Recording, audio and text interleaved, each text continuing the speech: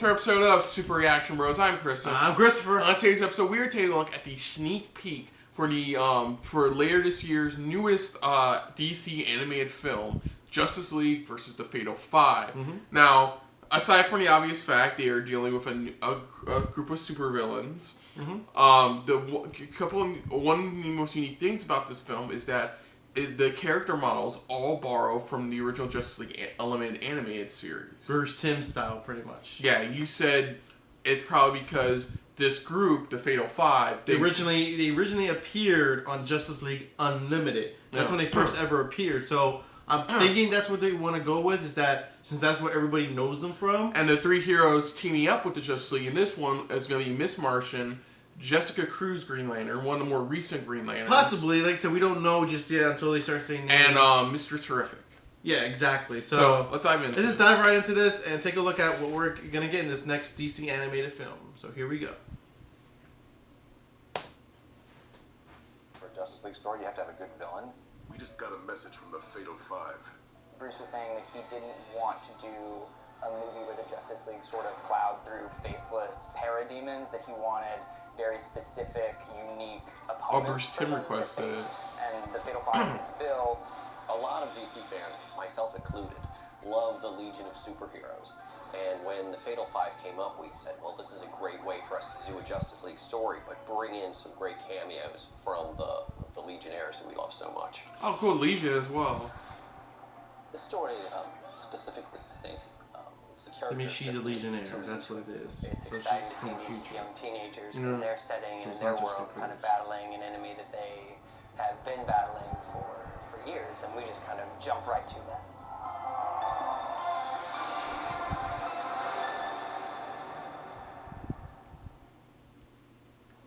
Great, wow. One of the first things that we did when Jim and I sat down with Eric to kind of start beating out the story in broad strokes was to decide which characters we were going to use. And we knew straight up that we were going to use that instrumental Wonder Woman. They're always kind of like, A Trinity. Nothing like me.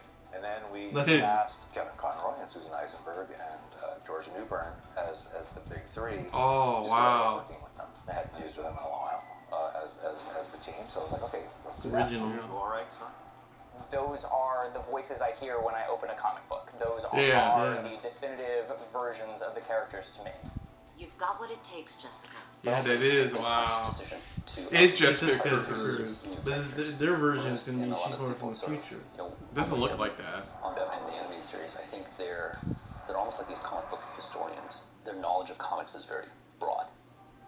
I think every DC geek out there has an ideal Justice League roster in their heads that they've come up with, and when Bruce Timm and Alan Burnett and Jim Krieg were like, we need to come up with a Justice League lineup, I thought immediately, like, okay, this is what you've been training for. Like, you have put a lot of thought into what your Justice League lineup would be. I think it was Eric again who had suggested Mr. Terrific, and it's like, oh yeah, Mr. Terrific, of course. I'm in heaven. I love a challenge. He's not the smartest man in the world. He's the third smartest man. He He's is. certainly the smartest guy in the Justice League. He was in Justice League Unlimited. I always liked the character, and we never really did enough with him, I think, in the old show. So it was kind of good to get him actually out in the field. Cool. Miss Martian we just liked. Miss Martian is fun. You know what? I'm getting a look at you now. We knew she'd Wait. be a good foil for Oh, sure, it's Batman. Killed it. Team Supreme. And then there's Jessica Cruz, who Yeah, Jessica pretty Cruz. early Yeah, on okay, I was right. on as our main character, as our lead. Jessica's story in particular, I find really fascinating. It's always interesting to me to see a character who is not necessarily a reluctant superhero, but somebody who doesn't just like, you know, have the superhero thing thrust upon them and they're just like, okay, yeah, let's go fight crime. You know, I mean, she's really ambivalent about it because she's got like almost crippling anxiety. She can barely leave the house. That's what makes. I her remember unique. that. It's like, That's wow, one thing I loved about her. That's something you don't really She's not see in a perfect. superhero. I remember being thrilled when we had Diane Guerrero come in to record for her first session, and she just kind of gave me this wide-eyed look of this girl, in a sense to where I think she could really relate to some of the struggles and some of the inner demons that Jessica had.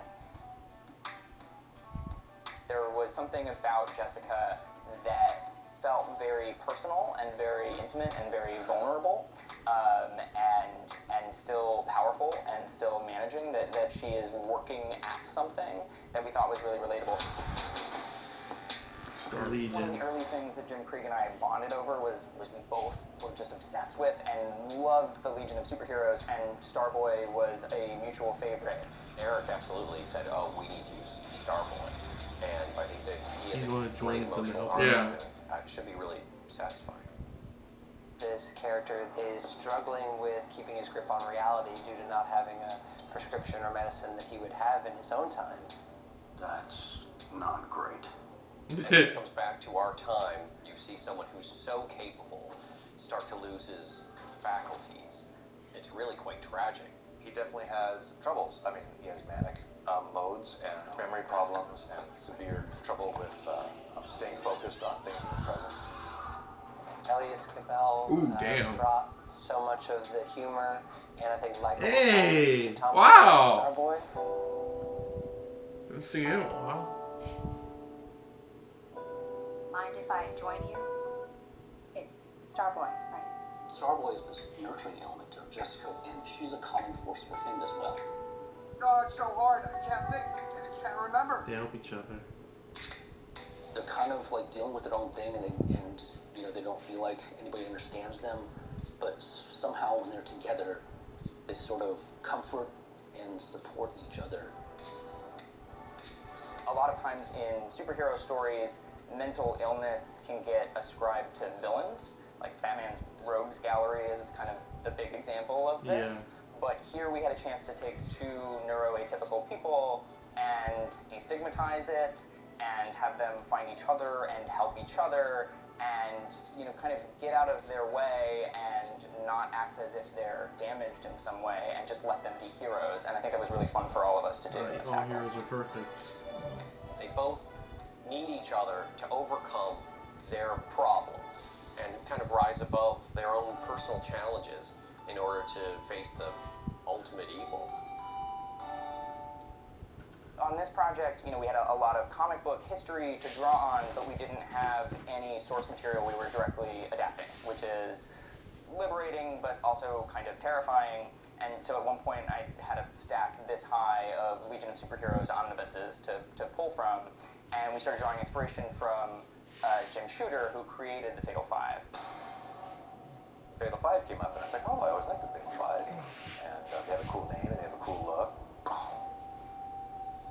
We all, you know, collectively on this movie love stories where the heroes face obstacles, but so do the villains. I think it makes you weirdly find yourself rooting for the supervillains. Come to me, my love.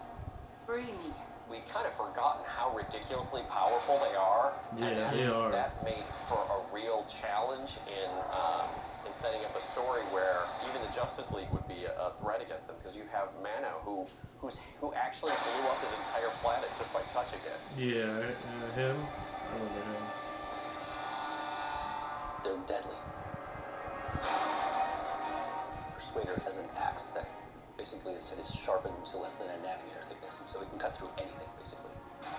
You have, you know, Theric, who can be the Fatal Five's hacker and bomb maker and resident genius, and you start to get into these conversations, you know, who's smarter, Mr. Terrific or Theric?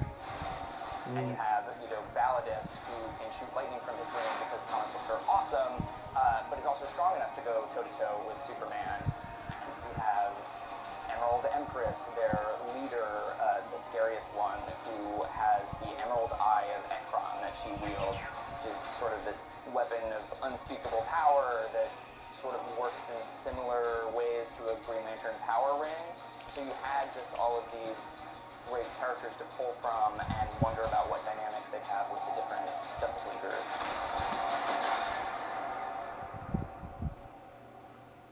The Legion of Superheroes, even when things get really bad for them, they represent a distinctly utopian vision of the future. They are a promise that we'll still be here in 1,000 years. They're teenagers. All of them. It's like your worst nightmare. They're because you feel like, oh, that would be me. If I had powers, I would be a member of the Legion. It's it's almost hard to imagine being a member of the Justice League, but as the Legion, that feels doable, you know? You are scary. The Legion of Superheroes is just chock full of characters like Starboy who can kind of show us that the kids are alright. Whoa. I think emotionally it's a very fulfilling story. I told you I was a superhero. Yeah, so won't dive into much, but for the most part, it looks like this is a Justice League Unlimited animated movie. That's what it is, and they wanted to they wanted something challenging for the Justice League, and this is the group that can do it pretty much. Where it's not just, it's like each individual one brings their own part of this evil team pretty much. Each bring their own part, and it's a challenge for the league themselves. Yeah, like I said, it looks like a good film overall. Good voice cast. Hell of a good nice, voice cast. Nice conflicting relationships with like Starboy and like Jessica Cruz. Yeah. And stuff like that. So other than that, though, it looks good. So other than that, if you're new to the channel, hit the like button. If you want to talk more about stuff like this, comment down below. If you want to share us around, share it around. And if you like us just a little bit more than anybody else when it comes to talking about DC animated films, hit the subscribe button down below and hit that bell icon as well. Let us know what you guys thought of this sneak peek. What do you guys think of the Fatal Five? And anything about this film that you like and enjoy from what you've seen so far. We'd love to hear your guys' thoughts. Put down what we thought of our reaction overall. But most importantly, thank you for watching. So until next time, I'm Kristen. I'm Christopher. And this has been another Justice League Film episode of SRB. See ya. Later. Hey guys, thanks for watching. If you want to check out our previous reactions, as well as our other shows, click the playlist down below. And if you want to check us out in the social universe, you can check us out on Twitter, as well as Stardust, @SuperReactBros.